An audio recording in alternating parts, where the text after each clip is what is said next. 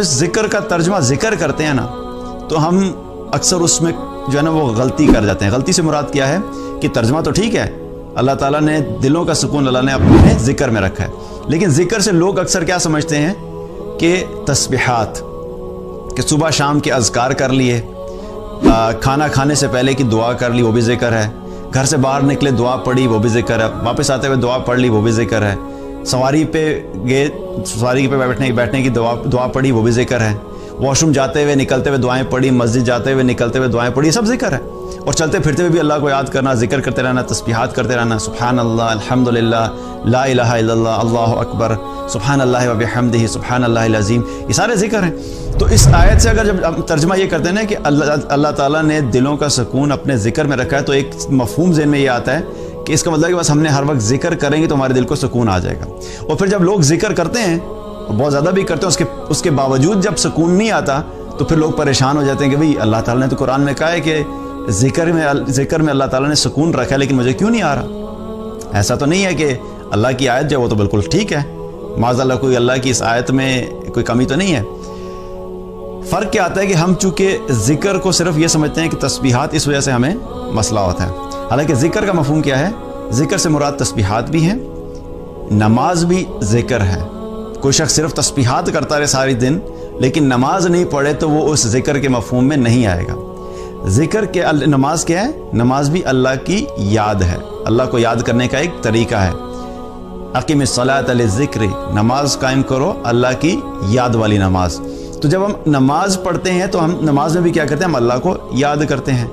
हम अल्लाह सुब्हानहू तआला के सामने खड़े होते हैं, हम जब सूरह फातिहा पढ़ते हैं तो उसमें हम अल्लाह की तारीफ़ बयान करते हैं, अल्लाह की हम्द बयान करते हैं, आखिरत का तज़किरा आता है, हमारे ज़हनों में एक ख़्याल आता है कि जिस रब के सामने हम अभी खड़े, हमने क़यामत के दिन दोबारा उस अल्लाह के सामने खड़े होना है, तो ये क्या है, ये भी अल्लाह की याद है। इसी तरीके से कुरान का पढ़ना भी क्या है, वो भी अल्लाह की याद है। लेकिन कुरान के पढ़ने से क्या है कि अनफॉर्चुनेटली हम अल्लाह को याद इसलिए नहीं कर पाते कि जब हम कुरान पढ़ते हैं तो हमें कुरान पढ़ने की समझ नहीं आती हम क्या पढ़ रहे हैं। तलावत करते हैं तो वो सवाब तो हो रहा होता है, अजर तो हो रहा होता है, नेकियां तो लिखी जा रही हैं हमारे नामे अमाल में, लेकिन वो जो दिल की कैफियत है कि अल्लाह याद आ जाए पढ़ने से, वो क्यों नहीं होता, क्योंकि हमें समझ ही नहीं आ रही होती कि क्या पढ़ रहे हैं। हालांकि कुरान की इतनी आयत हैं कि इंसान अगर समझ के पढ़े या समझ आए तो कई ऐसी आयत आती हैं कि जगह जगह पे कुरान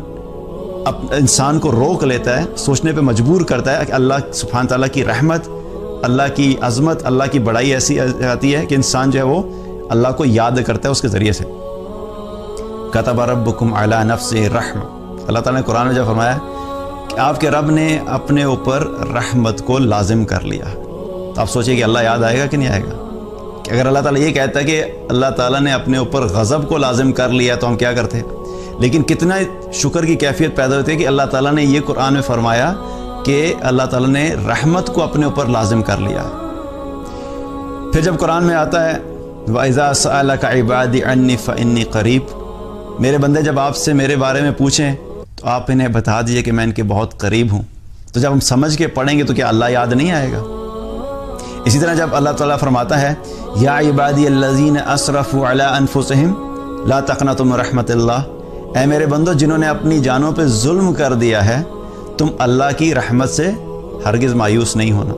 तो क्या अल्लाह याद नहीं आता। तो कुरान के ज़रिए से भी अल्लाह को याद किया जाता है, लेकिन इसको हमें समझ के पढ़ना ये बहुत अहम है। तो जब तिलावत करें,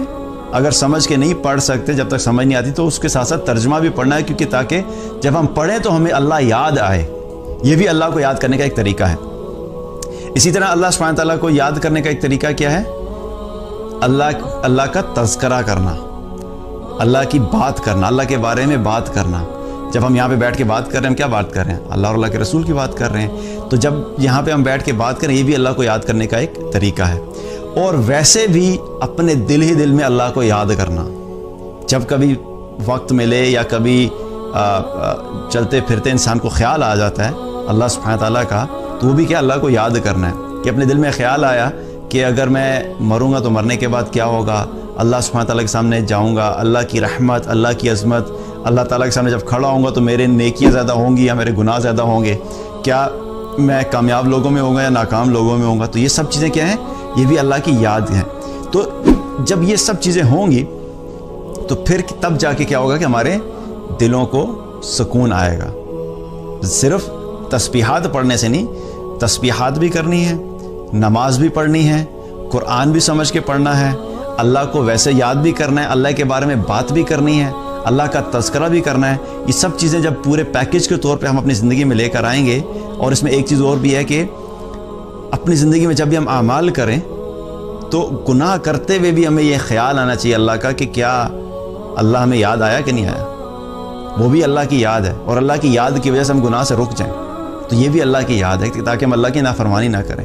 تو یہ کیا ہے، یہ سب چیزیں مل کے جب ہماری زندگی میں ہوں گی تو تب ہی پھر ہماری زندگی میں کیا ہوگا، سکون آئے گا۔ تو یہ سب چیزیں جب کیا ہے کہ اللہ سبحانہ نے کیا فرمایا کہ الا بذکر اللہ تطمئن القلوب، تو اس کا مطلب کیا ہے کہ ہمیں اللہ سبحانہ تعالیٰ کو ان سب طریقوں سے یاد کرنا۔